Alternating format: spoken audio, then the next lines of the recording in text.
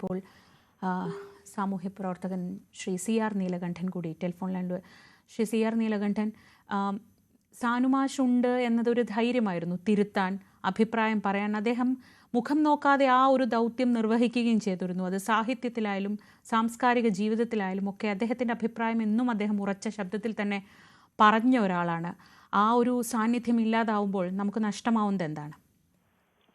നമുക്ക് കേരളത്തിന്റെ സാംസ്കാരികമായ അല്ലെങ്കിൽ സാമൂഹ്യമായ കേരളത്തിന്റെ ഒരു പ്രധാന ചാലക ശക്തി മുമ്പ് VR കൃഷ്ണയ്യർ നമുക്കുണ്ടായിരുന്നു, സാനുമാഷ് ഒപ്പം ഉണ്ടായിരുന്നു.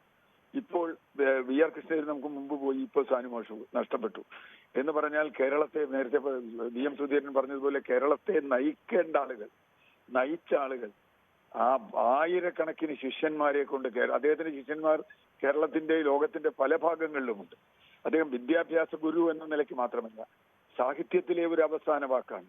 സാംസ്കാരിക രംഗത്ത് അദ്ദേഹം ഈ വളരെ അടുത്ത കാലം വരെ, ഈ 100 വയസ്സിനോട് അടുത്ത കാലം വരെ അദ്ദേഹം വളരെ സജീവമായിരുന്നു. ഇപ്പോൾ ആ വീഴ്ചയിലുണ്ടായ ചെറിയൊരു ആഘാതത്തിന്റെ പ്രശ്നം ഒഴിച്ചാൽ അദ്ദേഹം വളരെ സജീവമായിരുന്നു. ഞങ്ങളൊക്കെ വളരെ വളരെ വലിയ സൗഹൃദമായിരുന്നു. എനിക്ക് വ്യക്തിപരമായി കുടുംബപരമായി തന്നെ സൗഹൃദമുണ്ട്. അദ്ദേഹം എപ്പോൾ കണ്ടാലും എൻ്റെ മക്കളുടെ പേരെടുത്ത് ചോദിക്കും. എന്നുവെച്ചാൽ അദ്ദേഹത്തിന് ആളുകളുമായി അങ്ങനെ ഒരു ബന്ധമുണ്ട്. ഈ അടുത്ത കാലത്ത് വരെയുള്ള പരിപാടികളിൽ ഞാൻ അദ്ദേഹത്തെ വെച്ച് പങ്കെടുത്തിരുന്നു. നമുക്ക് ഏത് കാര്യവും അദ്ദേഹത്തോട് പോയി സംസാരിക്കാം. ഇത്ര വിനയത്തോടുകൂടി, ഇത്ര വലിയൊരു ഗിരിശൃംഗത്തിന് തുല്യമായ അദ്ദേഹം വളരെ വിനയത്തോടുകൂടി നമ്മളോട് സംസാരിക്കുമ്പോൾ, എന്നാൽ അദ്ദേഹം വളരെ ഷാർപ്പുമായിരുന്നു.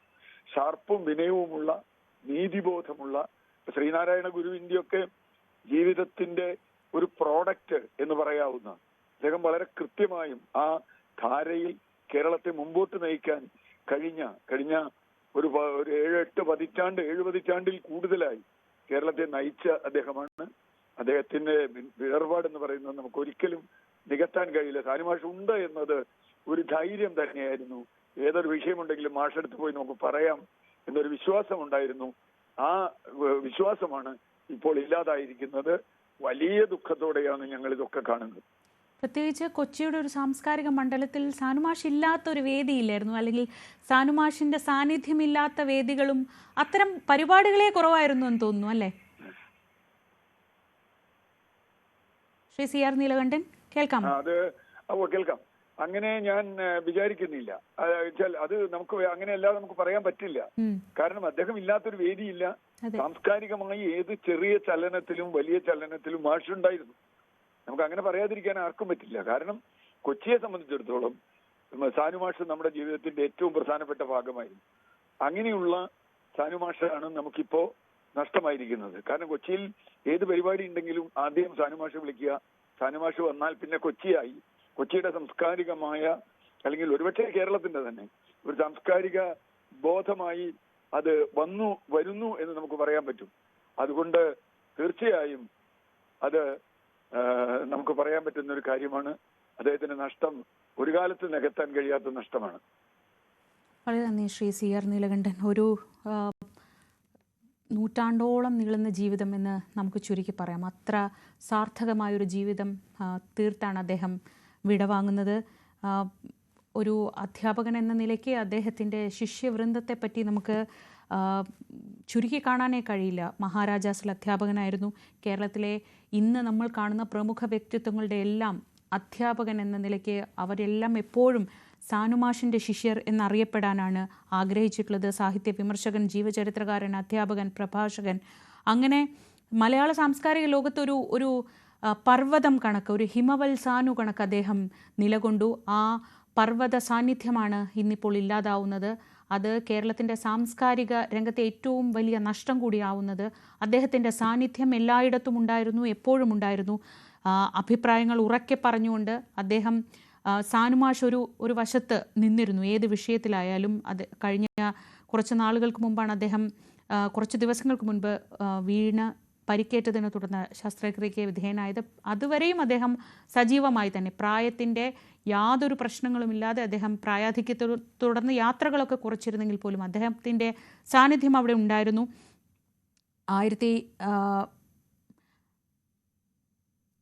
1958 അദ്ദേഹത്തിൻ്റെ ആദ്യ ഗ്രന്ഥം പുറത്തിറങ്ങുന്നത്. 5 ശാസ്ത്ര നായകന്മാർ എന്ന ആദ്യ ഗ്രന്ഥം പുറത്തിറങ്ങുന്നത്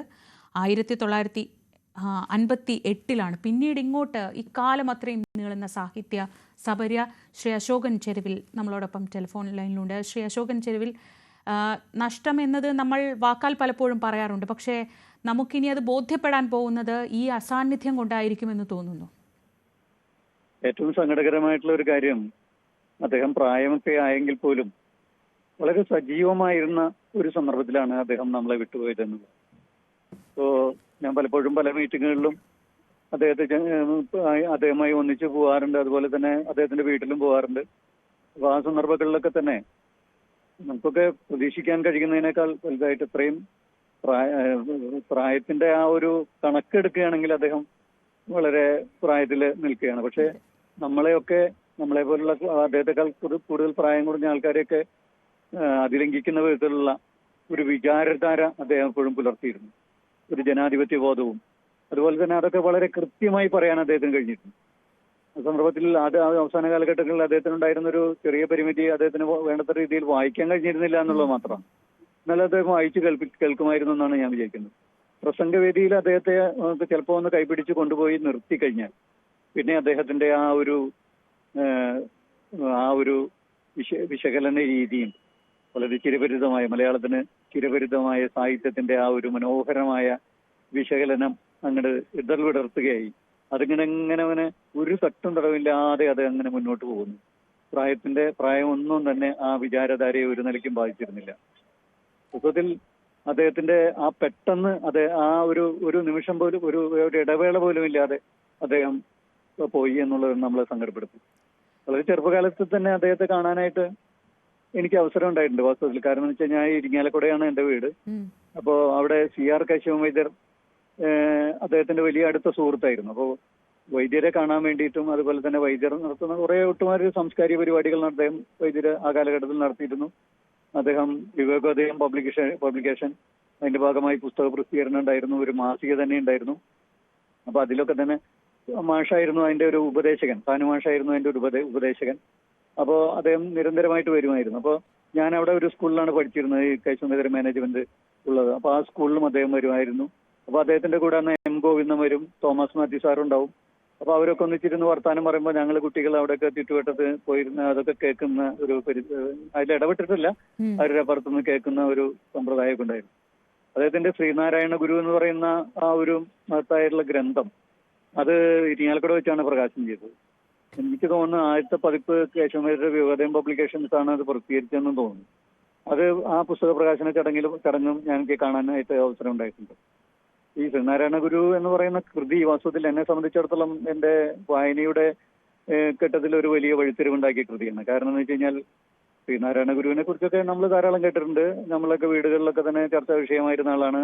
ധാരാളം ഗുരുമന്ദിരങ്ങളും അതുപോലെ തന്നെ ആഘോഷങ്ങളും അതുപോലെ നമ്മുടെ ചതയ ദിനാഘോഷം ഇത്തരത്തിലുള്ള സംഗതികളൊക്കെ തന്നെ സമാധി പിന്നെ ഇങ്ങനെ തോരണങ്ങളും മഞ്ഞക്കൊടികളും ഒക്കെ ആയിട്ട് നമ്മൾ ധാരാളം കണ്ടിട്ടുണ്ട്. പക്ഷെ ഗുരു എന്ന ആശയ പ്രപഞ്ചത്തിലേക്ക്, ആ ജീവിതത്തിന്റെ ആ മഹത്തായിട്ടുള്ള സന്ദേശത്തിലേക്ക് എന്നെ പോലുള്ള ആളുകളെയൊക്കെ തന്നെ കൊണ്ടെത്തിക്കുന്നില്ല. അതായത് ആ കാലഘട്ടത്തിനൊക്കെ ശേഷം ജനിച്ച, കേരളപ്പിറവിക്കൊക്കെ ശേഷം ജനിച്ച ഒരു തലമുറയെ കൊണ്ടുവന്നെത്തിക്കുന്നതിൽ ഏറ്റവും വലിയ പങ്ക് വഹിച്ചിട്ടുള്ളത് ശ്രീനാരായണ ഗുരു സ്വാമിയുടെ സാനുമാഷ ജീവചരിത്രമാണ്. അത് അതിന്റെ എത്ര ഹൃദ്യമായ ഭാഷയിലാണ് അദ്ദേഹം അത് എഴുതിയിട്ടുള്ളത്. കാരണം നാരായണ ഗുരു അത്രമാത്രം ശരിയായ രീതിയിൽ സാനുമാഷയുടെ മനസ്സിന്റെ അകത്തേക്ക് കയറി പറ്റിയിട്ടുണ്ട്.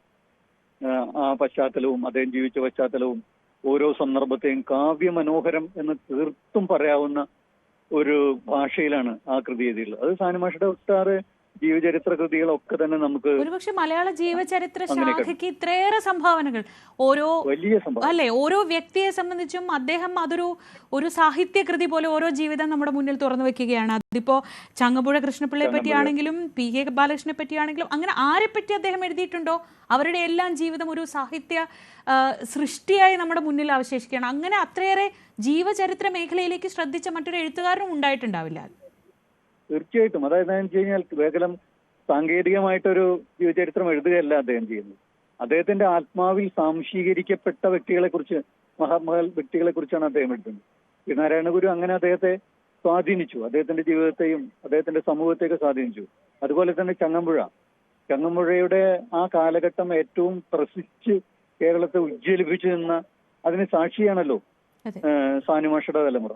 അപ്പൊ അതിനെ നക്ഷത്രങ്ങളുടെ പ്രേമഭാജനം ആയിട്ട് അതിനെ കാണാൻ കഴിയുന്ന ആ ഒരു മനസ്സ്, അതിന് അതേ മട്ടിൽ തന്നെ അതൊരു ടൈറ്റിൽ മാത്രമല്ല, ആ കൃതിയുടെ ഉള്ളിലേക്ക് പോകുമ്പോൾ ചങ്ങമ്പുഴയെ എന്ന് പറയുന്ന വ്യക്തിയെയും അതിന്റെ കാവ്യ അംശത്തെയും സമന്വയിപ്പിച്ചുകൊണ്ടുള്ള ഒരു മഹത്തായിട്ടുള്ള ഒരു സംഗതിയാണ്. ബഷീറിനെ പറ്റിയാണെങ്കിൽ ഏകാന്ത വീഥിയിലെ അവധൂതൻ എന്ന പേരിൽ തന്നെ ഉണ്ട് എന്തായിരുന്നു ബഷീർ എന്ന ഒറ്റ വാചകത്തിൽ ബഷീറിനെ വിശേഷിപ്പിക്കാൻ ഇതിലും നല്ലൊരു ടൈറ്റിൽ ഇനി ഉണ്ടാവുമെന്ന് തോന്നുന്നില്ല.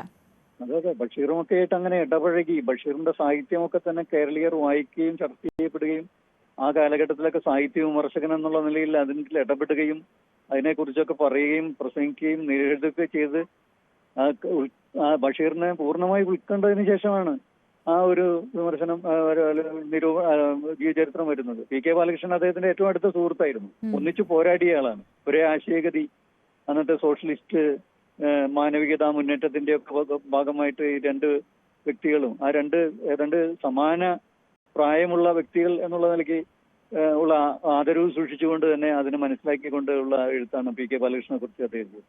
ഇതൊക്കെ തന്നെ അദ്ദേഹത്തിന്റെ സാഹിത്യ വിമർശനങ്ങളിൽ നമുക്ക് കാണാൻ കഴിയുന്നു.